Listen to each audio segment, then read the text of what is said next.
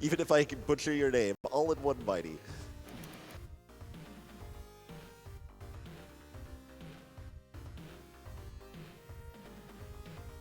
Also like to take a moment to plug one of our sponsors.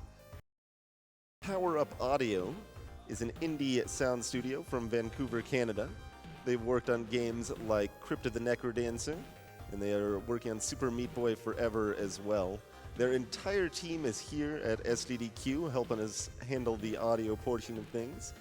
And one of the Power Up Audio guys is even doing a run in the marathon later. Brothers, A Tale of Two Sons. So look forward to that. They're donating their time. Check them Check them out at powerupaudio.com. Coming up next, we'll have Kinect Stories by VB. This is a fun little freeware game. You can play this one for free. I enjoyed this way back in the day. It really helped me kind of love modern indie games on the PC alongside Cave Story. After that, we'll have a run of Super Adventure Island 2. And a little after that, we will have ActRaiser. So lots of great stuff to come.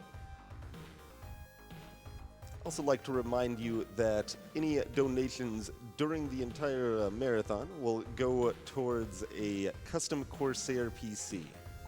So if you donate $150 or more over the course of the entire marathon, you'll be entered to win that beauty. And for only $50 over the course of the marathon, there's an Xbox One S Minecraft edition available as well.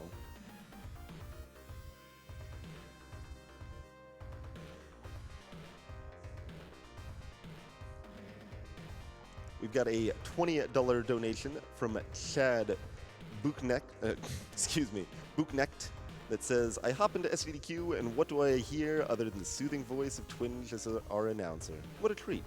Money goes to Twinge's choice. Well, let's try to name the ActRaiser character Hobo. That sounds like fun. Appreciate the donation, even if I'm sure I butchered your voice, or your name.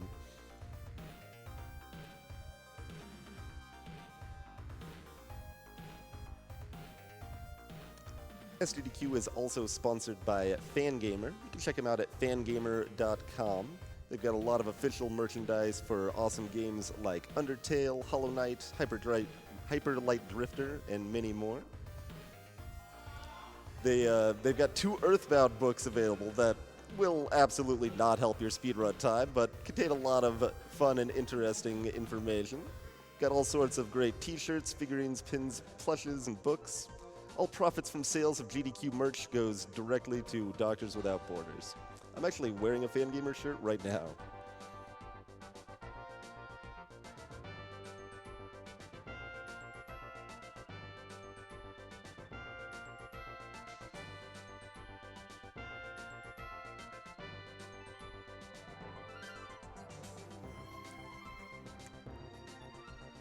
Summer Games Done Quick is raising money to support Doctors Without Borders, or Medicine Sans Frontieres.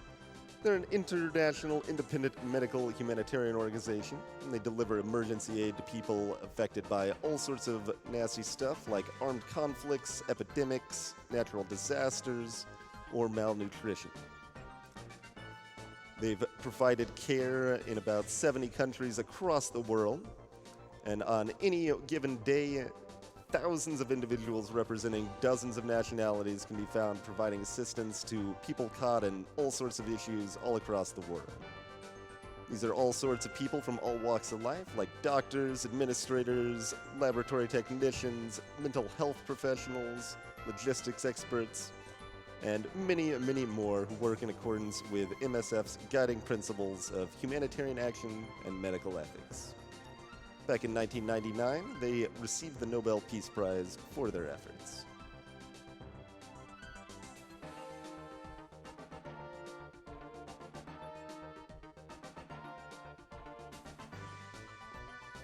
As a reminder, Games Done Quick is now accepting bits during SGDQ. You can help support the cause with Twitch bits. For every bit that Games Done Quick receives, we'll give Doctors Without Border 1 cent during SGDQ. When you cheer during SGDQ, Games Done Quick will donate 1 cent from each bit cheered. And there is also an incentive for Sonic Generations to run Green Hill Zone blindfolded if we reach 500,000 bits before that game is run.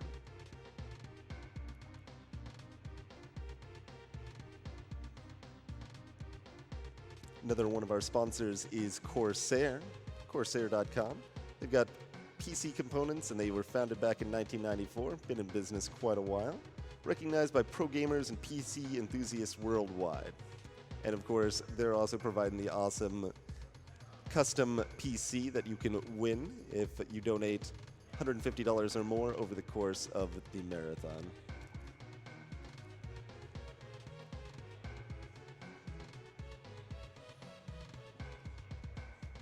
Another one of our sponsors is Pinball Done Quick.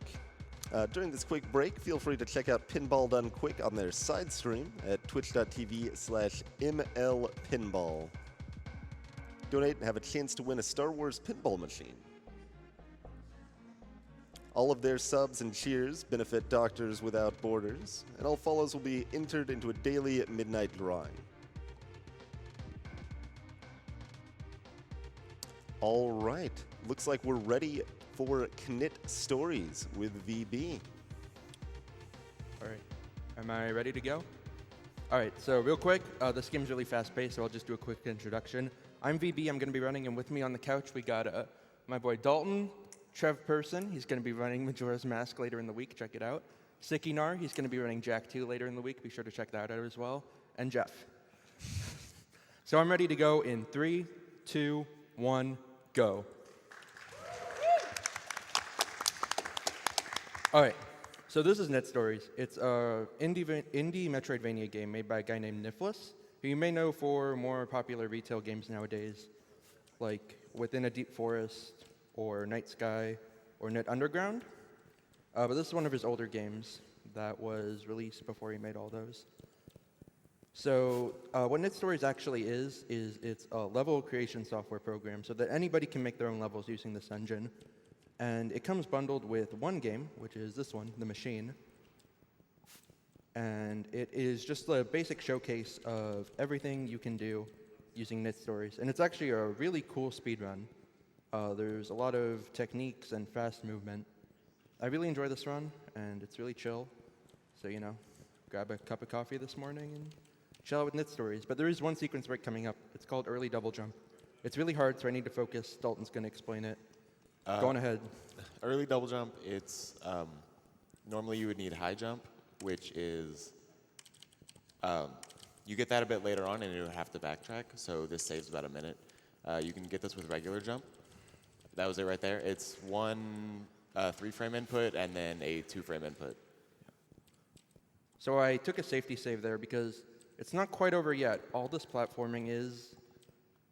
yeah, I fell there. It's really hard because you're supposed to have high jump.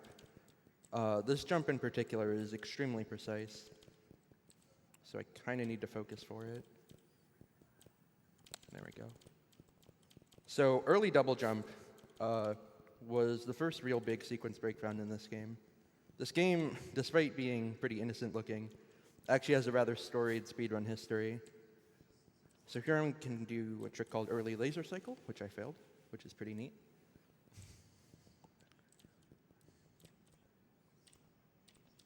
Cool, cool. Thankfully, though, after I jump over this guy, there is a save here.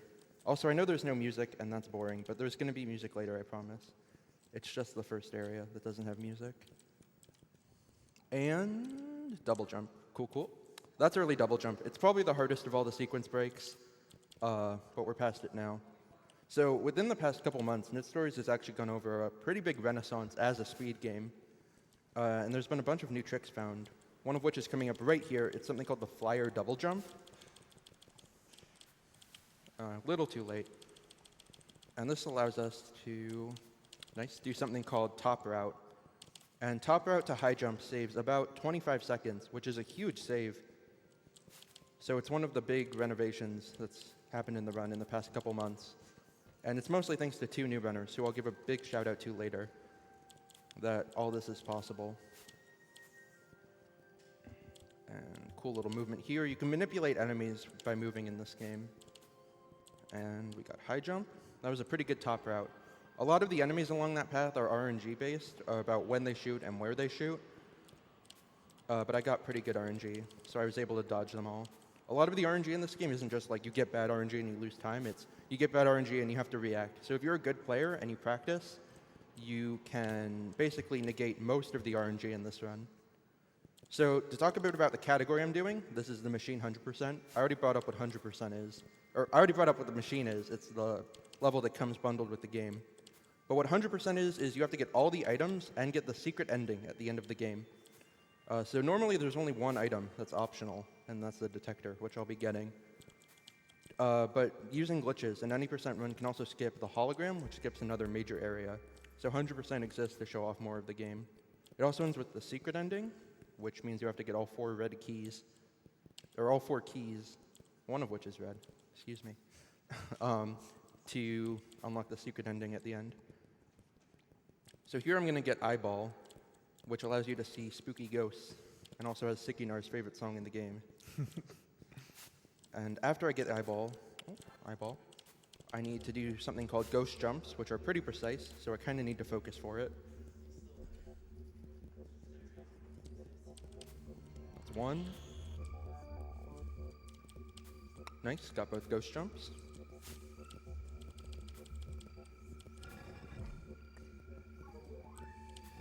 And there's some, booby traps in this area. They're always the same, so you can just dodge them easily. So the next item I'm on my way to get is the umbrella. The umbrella is an extremely useful speed tool in this game. Also, I'm going to skip this save because we're living big. Think I'm going to die? Couch? Think I'm going to die? Nah, you got this.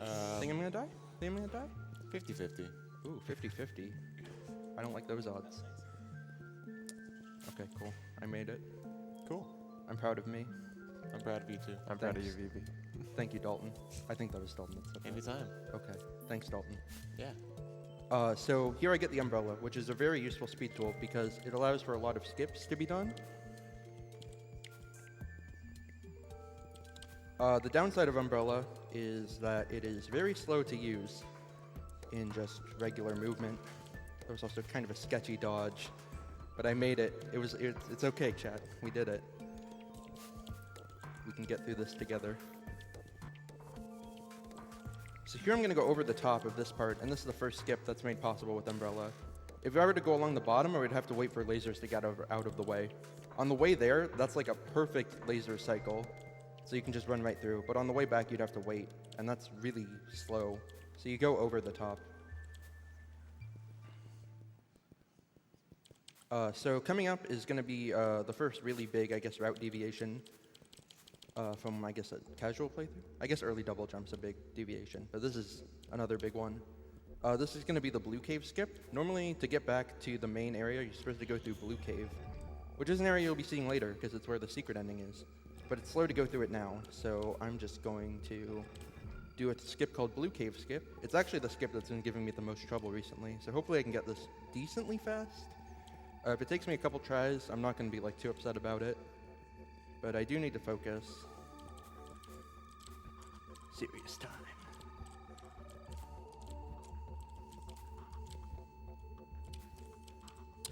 Close.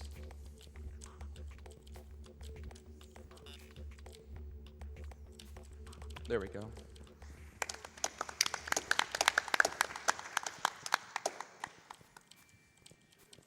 So now I can get the first of the keys. Cool little movement strat to get up there. So like I said earlier, the keys let you get the secret ending.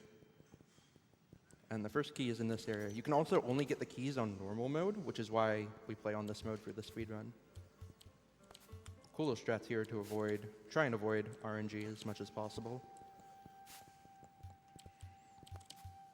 I got very good RNG there.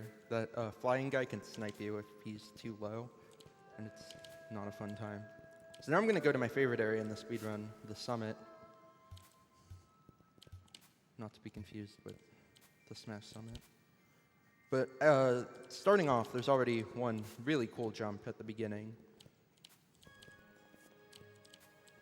That one to go over that guy, and then another drop here. And coming up is the double monkey room, which a lot of people consider to be the worst room in the speedrun. I got through pretty okay. You can get sniped really hard there. So I'm going to get the next key coming up, which is the yellow key. All right, and be sure to rate this drop on a scale of 1 to 10.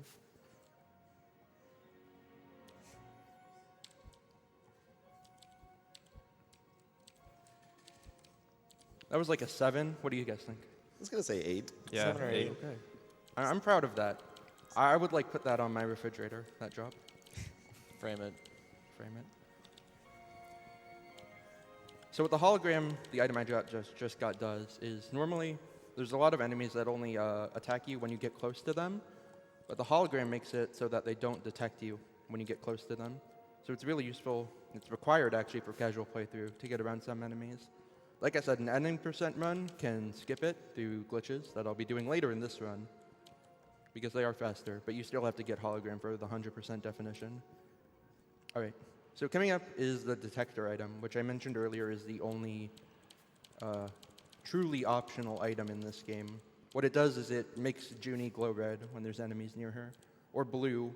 Junie is the main character, by the way. So it makes her glow red when there's enemies near her, and it makes her glow blue when she's near a secret entrance. But there's 3 pretty difficult tricks right in a row. The first one is going to be the bottom strat to get to purple key early. And the purple key is, you may have guessed it, one of the 4 keys I need to get to the secret ending. And there's a pretty tricky jump you can do to get up to it without having to float over a lot of stuff. It's not too bad. But after that, there's going to be a trick called laser double jump, which allows you to do a faster route to get down to detector. And then in the detector room itself is the hardest trick in the game that I'm only going to go for once. It's called the laser fast cycle, and it's a blind frame perfect jump.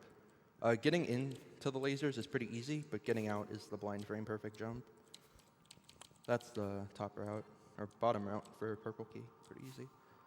And here's going to be my attempt at laser double jump. Yeah, I failed it. I'll give it, no, I'll just take the normal route. No biggie.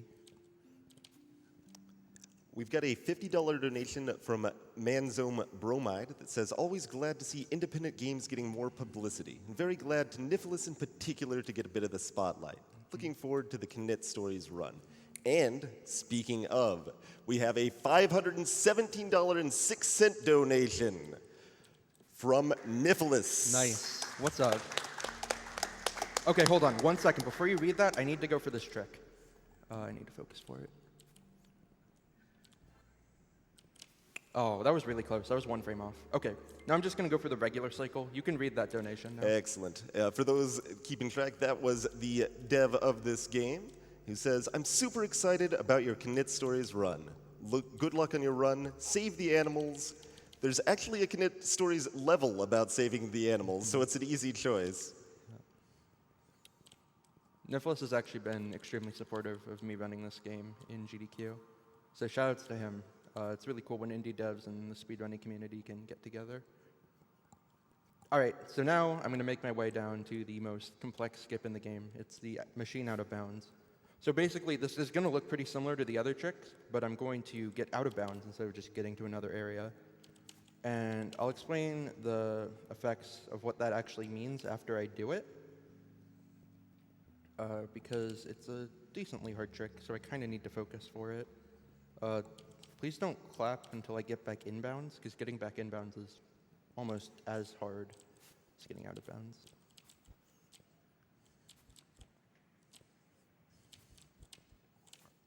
So this is the out of bounds. If you tilt your head and look, it's not just random swigglies. That text actually says void. So now I'm just going to float out of bounds for a while. How are you guys doing?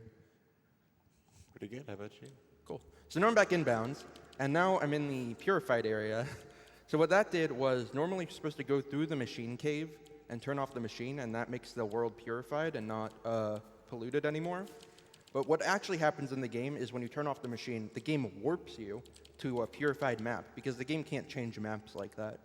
So what I did was I fell out of bounds on the polluted map and fell back inbounds in the restored map. And that skips the entire machine cave and most of the backtrack through the purified machine cave. That's a huge skip. So now we just get the chill section of the run. Chill is code word for boring, by the way, in case you haven't figured that out yet. If you want to read a donation, now would be a good time. Absolutely. We have a $50 donation from Squishy Flan that says, "Hey, looking forward to this Knytt Stories run. I Same. just hope VB knows better than to eat the mushrooms. You hear that? Don't eat the mushroom." You'll find out what that's about very shortly. We got a $5 donation from Daniel145 that says, "So much love for this game." All right, so I'm coming up on the regular ending, but that's not time, because the red key is actually an area that you can only access after, excuse me, after getting the regular ending. Like a thing in my throat. That's weird. I'm getting choked up. This speedrun's so good. Okay, I think it's good now. So now I can mash through that text. I'm in the congratulations area. Congrats. Thank you.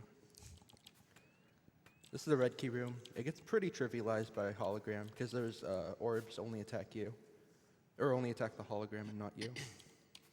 So now I just need to backtrack to Blue Cave, which I mentioned earlier. And there's one skip that lets me do that. But before I explain that, I just want to give a huge amount of shout-outs. I mentioned earlier that Knytt Stories has been going over somewhat of a renaissance lately as a speed game. And two people who have been a huge part of that are two individuals by the name of Don Dolly and Glipperell. They've both found major skips for this game recently, and they're both really good runners. The world record has been changed hands between Glipperell, Don, and me. I think it's been, within the past week, we've all had it, which is pretty cool. No, I'm good, thanks. Thank you for the water, but I'm good. Oh, thank you. I appreciate it. Shoutouts to Railcoon for giving me water. Can we get a round of applause?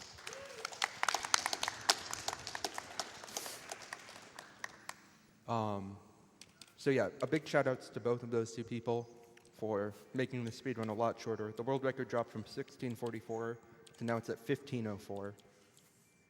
Big drop. And a few shoutouts to the original Knytt Stories runners, Avex 300 and Mobius Man, who both ran this game back when there weren't a lot of skips. Speaking of skips, who's ready for the final skip? I am. Thanks, Dalton. Yeah. Cool. First try. Nice. Nice.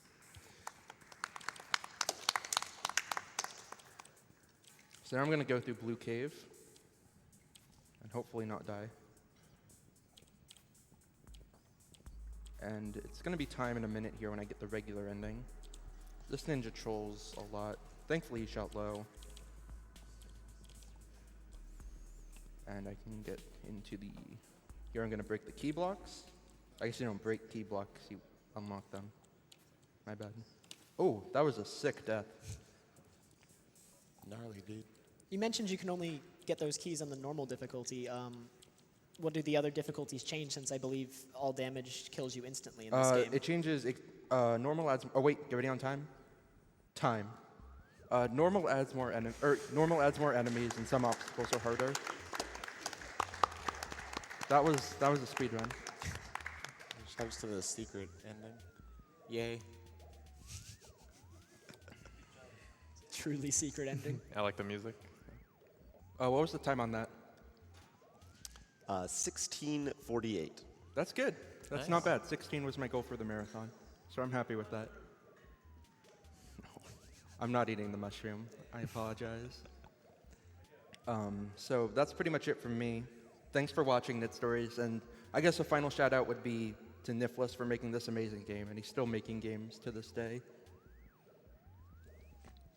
Also, shout outs to Africa by Toda.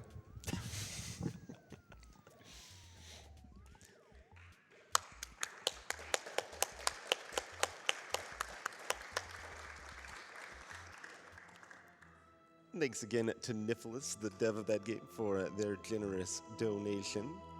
And like I said earlier, back when I was first learning about modern PC indie games like Kinect Stories and Cave Story were a big part of what really made me love those games. So great to see it run here at GDQ. Got a $50 donation from Basser that says, "Hey, keep up the good work. Love you guys."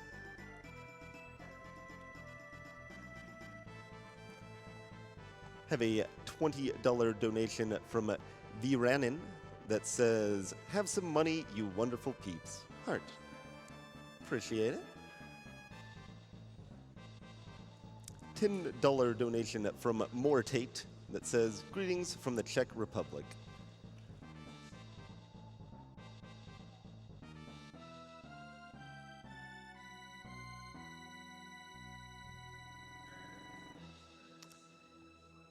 An upcoming incentive you can place your bids towards is naming the player in ActRaiser.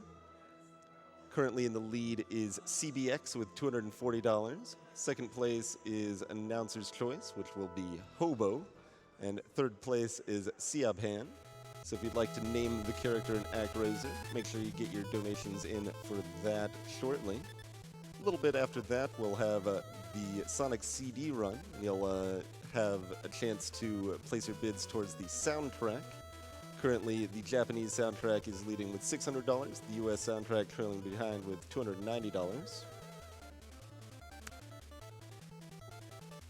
I'm going to go ahead and run a quick Twitch ad break here. We'll be back in just a moment.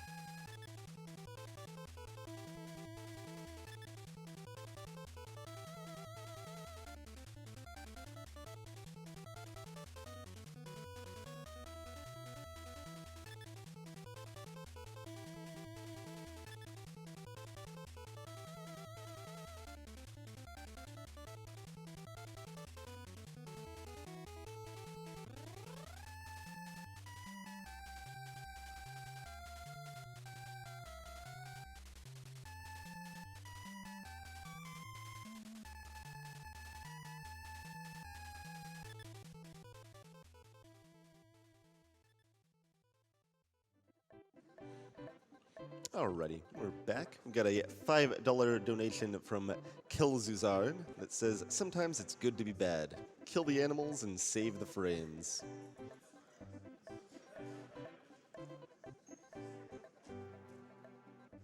Another one of our sponsors during SGDQ 2017 is Support Class.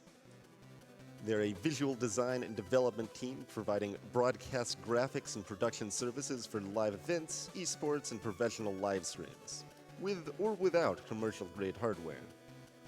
They've been a part of the Games Done Quick team since AGDQ 2015. They're always looking for their next big challenge. You can check them out at supportclass.net.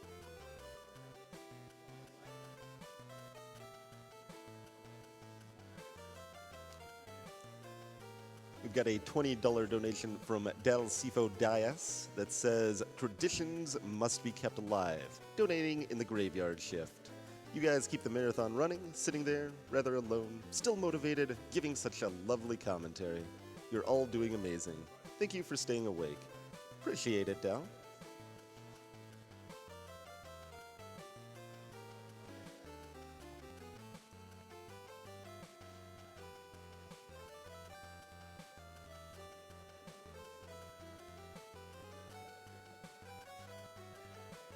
We're also sponsored by Super Meat Boy, coming out with Super Meat Boy Forever. They'll be coming out in 2018 for Steam, consoles, and mobile devices. It's a follow-up to the indie mega hit Super Meat Boy by Team Meat. You can check it out at supermeatboy.com or follow him on Twitter at supermeatboy. I'm certainly looking forward to that myself. I love Super Meat Boy.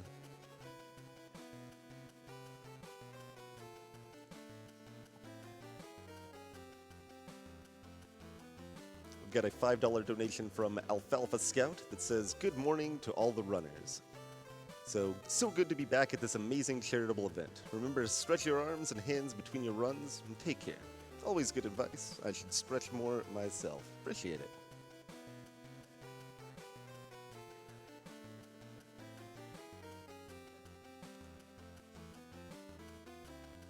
We have a $100 donation from Abra188. It says, thanks to the SGDQ staff and a big shout out to Medicine San Frontieres for everything they do. Now let's take down that one-winged angel.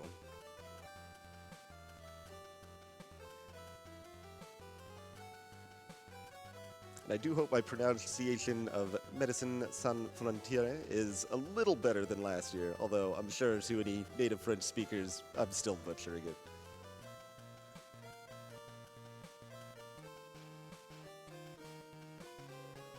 Another one of our sponsors at Summer Games Done Quick here is the Yeti. They're our official t-shirt sponsor, and they have been since 2012. Been quite a while indeed. In celebration of providing shirts for their 10th Games Done Quick event, the Yeti has increased their shirt donation amount from $3 to $4.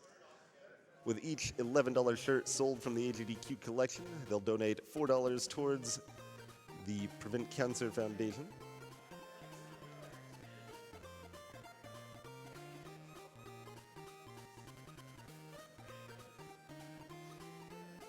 We have a $10 donation from Mr. Onion that says, shout out to the Night Runners and crew and to my pal Diat for getting me hooked on GDQ.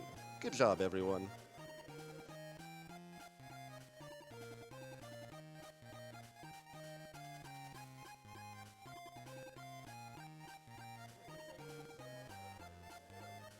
Another one of our upcoming incentives you can bid for is running Green Hill Zone blindfolded for Sonic Generations. Currently, we have 189,000 bits donated on Twitch of the 500,000 required. And speaking of Twitch, they are one of our sponsors. You can check out Twitch Prime. Sign up for free games, exclusive in-game loot, and a free channel subscription to your favorite broadcaster on Twitch. This month, Twitch Prime members can get a guaranteed legendary item in Overwatch with a golden loot box, exclusive Twitch Prime skins in PlayerUnknown's Battlegrounds, and a Prime with Prime Warfare bundle featuring a Frost Prime Warframe and more.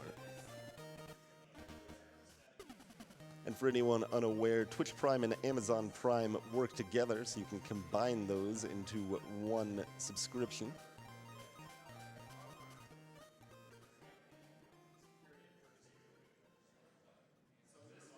We have a $5 anonymous donation that says, first time donating, long time watcher.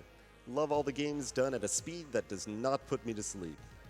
This donation's for announcer's choice. Yeah, let's try to get the ActRaiser character named Hobo.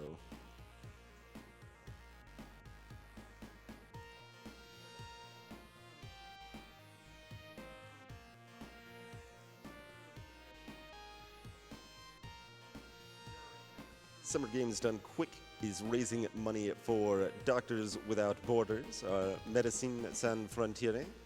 They're an international independent medical humanitarian organization, and they deliver emergency aid to people affected by all sorts of nasty stuff like epidemics, malnutrition, natural disasters, or armed conflict. They provide assistance to about 70 countries worldwide. And on any given day, thousands of individuals representing dozens of nationalities can be found providing assistance to people caught in crises all around the world. They're doctors, nurses, administrators, logistic experts, epidemiologists, laboratory technicians, mental health professionals, and so many more that are working together in accordance with MSF's guiding principles of humanitarian action and medical ethics. All right, looks like we are prepared for Super Adventure Island 2 with Peapot. Welcome.